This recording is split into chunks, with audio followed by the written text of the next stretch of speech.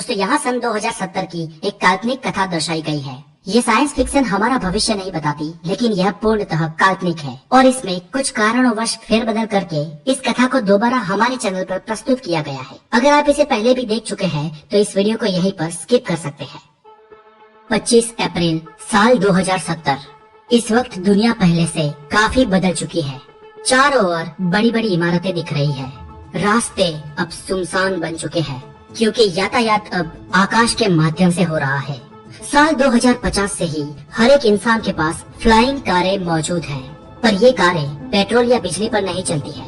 पृथ्वी पर से पेट्रोलियम तो 20 साल पहले ही खत्म हो चुका है, पर इंसान ने ऊर्जा की आपूर्ति के लिए एक नई आधुनिक खोज की है और वो है हीलियम 3। हम इंसान चांद से हीलियम 3 लाने में कामयाब हुए हैं और अब हीलियम 3 ही हमारा नया फ्यूल है। पृथ्वी के आसपास बहुत सारे स्पेस स्टेशन और अंतरिक्ष होटलें खड़ी है और इंसान अब एंटरटेनमेंट के लिए वर्चुअल रियलिटी का उपयोग करता है।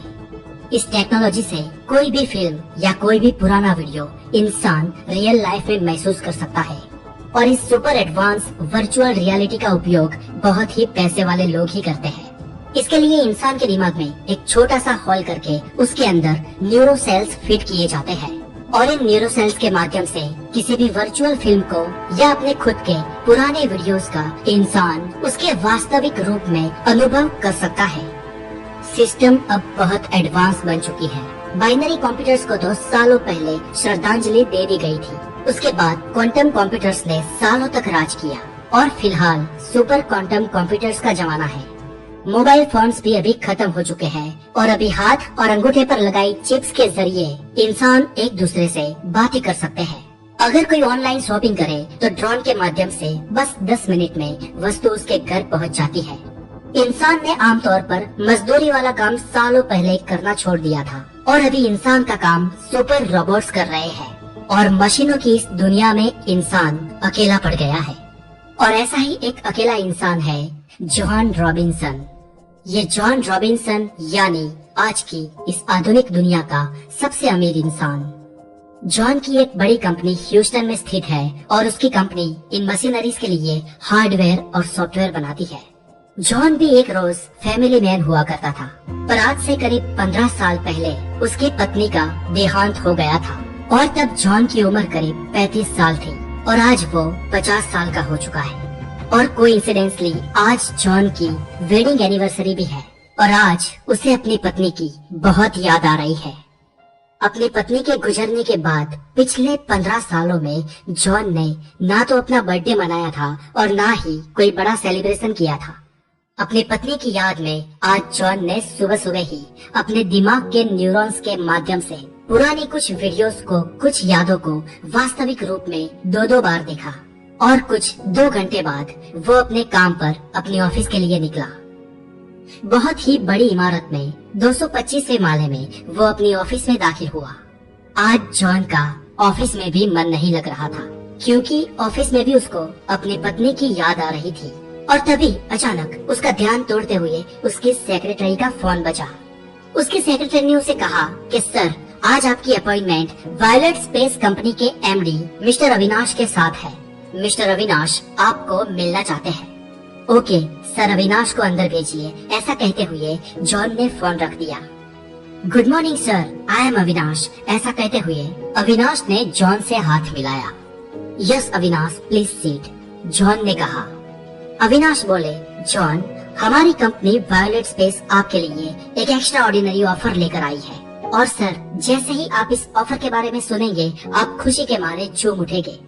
यस मिस्टर अविनाश, आपकी कंपनी वायलेंट स्पेस ही है जिसमें मेरी पत्नी रोजी काम करती थी, इसलिए आज मेरी दुखद यादों को ताज़ा कराने के लिए और ऊपर से मुझे झूम उठाने के लिए आपका धन्यवाद। जॉन तिरछी नजर करते हुए कटाक्ष में बोला, अरे नहीं सर, ऐसा नहीं है। रोजी मैडम सिर्फ हमारे ही नहीं लेकिन दुनिया की सबसे बड़ी 25 कंपनियों के साथ भी काम करती थी और दरअसल अगर मैं सच कहूँ तो ये सारी कंपनियाँ आपकी पत्नी जैसी होनहार महिला के साथ जुड़ी थी। मिसिस रोजी वाकई में इस दुनिया की सबसे इंटेलिजेंट महिला थी। अविनाश ने जवाब दिया, मेरी पत्नी इस दुनिया की सबसे इंटेलिजेंट महिला थी। लंबी सांस लेते हुए जॉन बोला, लेकिन वो सब छोड़ो, आप अपने काम के बारे में बताओ। जॉन ने फिर से कहा। मिस्टर अविनाश बोले, ओके सर, पहले 2-4 मिनट आपको बेसिक बैकग्राउंड के बारे में बता देता हूँ और उसके बाद मुद्दे की बात करता हूँ। सर आपको तो याद होगा सन 2030 में जब पूरे विश्व की सिस्टम आर्टिफिशियल इंटेलिजेंस पर डिपेंडेंट हुई, तब से ये कयास लगाए जाते थे कि आर्टिफिशियल इंटेलिजेंस इस दुनिया पर अपना आधिपत्य जमा लेगी और हम मनुष्य को गुलाम बना देगी। तब इंसान मशीन्स के गुलाम बन जाएंगे, ये भविष्य बहुत ही नजदीक दिख रहा था। और आपकी पत्नी मिसिस रोजी ने उसके बाद ये कहा था कि आर्टिफिशियल इंटेलिजेंस इंसान के काबू के बाहर निकल जाए और इंसानों को गुलाम बना दे। ऐसा नहीं होगा।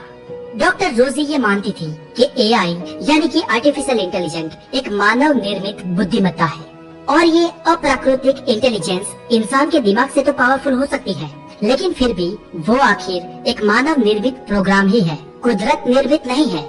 और सर हम इंसानों के दिमाग में कुदरत निर्मित कुछ ऐसा जीवन तत्व है, you know something is alive, जो कभी मशीन्स में और उनके सॉफ्टवेयर में नहीं आ सकता।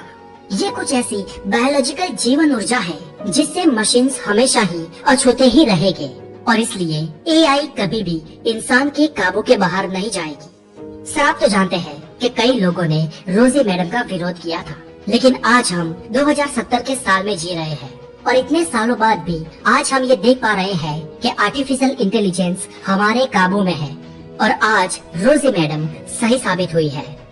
सर हम इंसान अपनी बुद्धि से इतने विकसित हुए हैं और हम रोबोट्स और मशीन्स पर आधिपत्य जमाने के लिए ही जन्मे हैं। इसलिए सर हमें कुछ नियमों में अब छूटछाट लेनी चाहिए और हमारी आज की टेक्नोलॉजी को और ज्यादा विकसित करना चाहिए।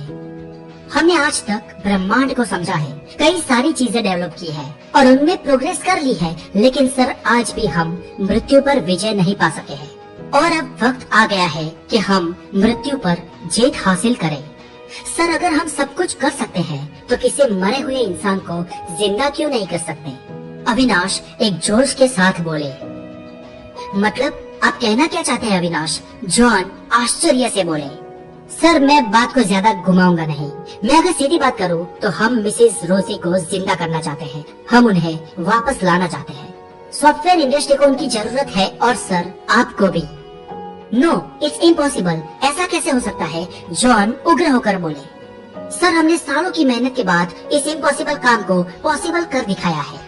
हमने हाई फ्रीक्वेंसी स्पिरिट इंजन को तैयार किया है और जैसे कि हम सब जानते हैं ये ब्रह्मांड स्पेस टाइम की एक चादर से बना है और इस चादर के बीच ऑब्जेक्ट जितना मैसिव होगा वो उतना ही गहरा गड्ढा बनाएगा और इस स्पेस टाइम के गड्ढे में समय और प्रकाश दोनों कर्व हो जाते हैं और सर हमारा ये नया मशीन स्पेस टाइम को काफी हद तक मरोड़ देगा और तब एक छोटा सा नैनो ब्लैक होल पैदा होगा। सर जैसे ही हम इस ब्लैक होल में कोई इन्फॉर्मेशन इनपुट करेंगे, ये ब्लैक होल एक आत्मिक फ्रीक्वेंसी को आउटपुट करेगा और ये सब हॉकिंग्स रेडिएशन सिद्धांत पे होगा। सर हम ये मानते हैं कि ये जो नैनो ब्लैक होल जो हमें आत्मिक एनर्जी या आत्मिक फ्रीक्वेंसी का आउटपुट देगा वो किसी मरे हुए इंसान की आत्मिक फ्रीक्वेंसी होगी। सर पूरा ब्लूप्रिंट तैयार है, पूरी थियरी तैयार है। आज तक ऐसा किसी ने किया नहीं है, लेकिन हम आज ये करने जा रहे हैं। अविनाश ये कहते हुए बहुत ही उत्साहित थे। मिस्टर अविनाश मुझे आपकी बात पर विश्वास ही नहीं हो रहा। क्या मैं अपनी वाइफ को वापस देख पाऊंगा? पर आखिरकार वो कैसे? और अब तो उसका शरीर भी नष्ट हो चुका है और आप जिस आत्मिक फ्रीक्वेंसी की बात कर रहे हैं जिसे नैनो ब्लैक होल आउटपुट करेगा वो रोजी की ही होगी, ऐसा आप कैसे कह सकते हैं? जॉन के मन में अब अपनी पत्नी रोजी को मिलने की महत्वाकांक्षा जाग उठी थी। सर मैडम रोजी खुद एक आर्टिफिशियल इंटेलिजेंट एक्सपर्ट थे और उन्होंने अपनी आत्मिक फ्रीक्वेंसी पर बहुत काम किया था और उन्होंने इसे एक जगह पर स्टोर कर भी रखा था। सर आपकी वाइफ की वॉइस फ्रीक्वेंसी, उनकी हार्ट बीट्स, उनकी डीएनए प्रिंट, उनकी रेटिना और सबसे खास उनकी मेमोरी, ये सारी चीजें एक सुपर स्टोरेज में सेव करके रखी हुई है और हम उस नैनो ब्लैक होल में इसी इंफॉर्मेशन को डालेंगे। सर आप विश्वास रखिए उसमें से जो आउटपुट निकलेगा वो मैडम रोजी की ही आत्मिक फ्रीक्वेंसी होगी। सर इस फ्रीक्वेंसी को हम एक क्वांटम कंप्यूटर में सेव कर लेंगे और ये क्वांटम सुपर कंप्यूटर ही रोजी मैडम होंगे। क्या वाकई में ऐसा हो सकता है? रोजी उस कंप्यूटर में आ सकती है और मैं अपने दिमाग के न्यूरॉन्स उस कंप्यूटर के साथ कनेक्ट करके रोजी को मिल सकता हूँ? जी सर ठीक ऐसा ही होगा और सर इसके लिए हमें एक पूरी सिस्टम बनानी होगी और ये नैनो ब्लैक होल क्रिएट करने के लिए हमें बहुत सारे पैसों की जरूरत है। लगभग आपकी संपत्ति के 75% हिस्से की हमें आवश्यकता है सर। पर आप चिंता न करें, ये पैसे इस टेक्नोलॉजी के आ जाने के बाद हम कमा लेंगे। और एक बात कि ये नैनो ब्लैक होल पूर्णतः नियंत्रित है और इस पर हमारा टोटल कंट्रोल होगा, अविनाश ने हाथ आगे करते हुए बताया। जॉन ने अविनाश के साथ हाथ मिलाया और अपनी हामी भरी। प्रयोग का दिन। लोग उत्साहित हो चुके थे। दुनिया के सभी न्यूज चैनल में एक ही बात चल रही थी कि हम इंसान मृत्यु पर विजय पाने जा रहे हैं और आज इंसानियत पहली बार किसी मरे हुए इंसान को जिंदा करेगी। और वहाँ ह्यूस्टन शहर की एक अत्याधुनिक लेबोरेटरी में ये प्रयोग शुरू हुआ। सुबह 9 बजे से शुरू हुआ ये प्रयोग शाम को 5 बजे तक चला। जॉन बाहर ही खड़े थे। कुछ देर बाद वैज्ञानिकों ने इस नैनो ब्लैक होल में से एक आत्मिक फ्रीक्वेंसी को बाहर आते हुए महसूस किया। अविनाश ने तात्कालिक जॉन को बुलाया। जॉन अंदर गए और जॉन के दिमाग के न्यूरॉन्स को सुपर क्वांटम कंप्यूटर के साथ कनेक्ट किया गया। जॉन अब क्वांटम कंप्यूटर की आभासी दुनिया में थे। जॉन ने इस दुनिया में यहाँ वहाँ देखा, उन्हें कुछ नजर नहीं आया, लेकिन कुछ देर बाद सामने से एक रोशनी और आवाज आती हुई सुनाई दी। ओह माय रोजी! जॉन आश्चर्यचकित थे। डार्लिंग, मैं तुम्हें सालों बाद देख रहा हूँ। मुझे अपनी आंखों पर विश्वास ही नहीं हो रहा। जॉन को सामने रोजी की ही लेकिन एक धुंधली आकृति दिखाई दे रही थी, पर यह आकृति उन्हें दुखी लग रही थी, बेहद दुखी। डियर, क्या हुआ? तुम इतनी दुखी क्यों लग रही हो? जॉन ने रोजी का हाथ पकड़ते हुए कहा। जॉन, ये तुमने क्या किया? तुम्हें ऐसा नहीं करना चाहिए था। रोजी बड़े ही दुखी स्वर में बोली। क्यों? मैंने ऐसा क्या किया है? मैं तो आज तुम्हारी इस मौजूदगी से खुश हूँ, जॉन ने रोजी से कहा। तब रोजी ने ये जवाब दिया कि तुमने आज कुदरत के नियम को तोड़ा है। लेकिन रोजी, मैंने ये सब कुछ तुम्हारे लिए किया। क्या तुम इस दुनिया में वापस आकर खुश नहीं हो? जॉन ने पूछा। जॉन, तुम्हें पता ही नहीं कि तुमने क्या कर दिया है। 15 साल पहले जब मेरा निधन हुआ, तब मैं इस संसार की सारी मोह और माया को छोड़कर चल बसी थी और मुझे पता नहीं कि उस 15 सालों में मैं कहाँ थी और आगे कहाँ होंगी। पर कुदरत के नियमों के अनुसार मुझे आगे बढ़ना था और मेरी आत्मिक गति निश्चित थी। किंतु तुमने मुझे यहाँ बुलाकर इस गति में अवरोध पैदा किया है। और ये सब तो ठीक है, लेकिन जॉन, तुमने एक बहुत ही बड़ी गंभीर भूल की है। मैंने भूल की है? रोजी, ऐसा तो क्या किया है मैंने? जॉन उग्र स्वभाव से बोला। जॉन, तुम्हें पता है, जब मैं जिंदा थी तब मैंने कहा था कि ये आर्टिफिशियल इंटेलिजेंस, रोबोटिक कंप्यूटर्स और ये रोबोट्स कभी इंसान को गुलाम नहीं बना सकते। वो हमें कभी अपनी बंदिशों में नहीं बांध पाएंगे। पता है मैंने ऐसा क्यों कहा था? क्योंकि कुदरत ने हम इंसानों के दिमाग में कुछ ऐसा दिया था जो इन सॉफ्टवेयर्स और मशीनों में नहीं था और जो शायद कभी आ भी नहीं सकता था। हम इंसानों को कुदरत ने कुछ जीवन तत्व दिया था। और जॉन, तुम्हें पता है वो जीवन तत्व क्या है जो हम इंसानों को मशीन से अलग करता है? वो है खुद के होने का एहसास, खुद के अस्तित्व का एहसास।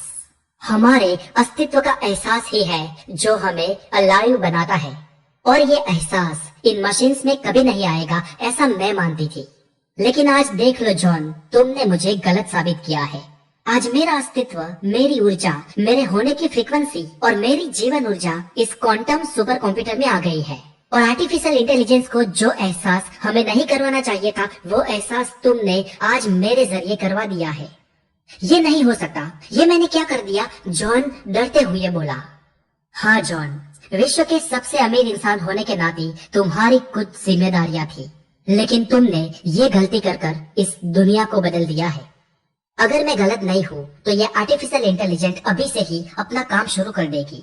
अब ये दुनिया खतरे में है और अब से सारे इंसान आर्टिफिशियल इंटेलिजेंस के गुलाम बन जाएंगे और पता नहीं भविष्य में क्या होगा। अब तुम रोजी की आवाज टूटने लगी। अचानक अंधेरा छा गया और अचानक जॉन सिस्टम से डिस्कनेक्ट हो गया। जब जॉन जागा तो अविनाश ने कहा, सर फ्रीक्वेंसी के हाई डोज से लाइट चली गई हो ऐसा लगता है। हमारे प्रोग्राम के बीच में ये रुकावट के लिए मुझे खेद है। नो अविनाश, अब माफी मांगने की कोई जरूरत नहीं है। मैंने और तुमने बहुत बड़ी गलती कर दी है। क्या सर, आप क्या कह रहे हो? मैं कुछ समझ नहीं पा रहा हूँ, अविनाश ने घबराते हुए कहा। कुछ देर बाद लाइट आ गई, सिस्टम चालू हो गई और अब मशीन्स और रोबोट्स इंसान के कंट्रोल के बाहर थे। कंप्यूटर्स कोई भी कमांड ले नहीं रहे थे। अविनाश और उनकी टीम डर गए। सर, ये सब क्या हो रहा है? अविनाश ने जॉन से घबराते हुए पूछा। अविनाश, मशीनों की दुनिया पर प्रभुत्व की ये शुरुआत है। तुम चेक कर सकते हो, पूरी दुनिया का कोई भी कंप्यूटर इंसान के काबू में नहीं होगा। अब इंटरनेट के माध्यम से पूरी दुनिया के कंप्यूटर्स और रोबोट्स को खुद के होने का एहसास हो गया होगा और अब इंसानियत का अंत निश्चित है। जॉन किसी प्रतिमा के समान स्तब्ध होकर बोला। 2 महीने बाद पूरी दुनिया की शक्ल सूरत बदल चुकी थी।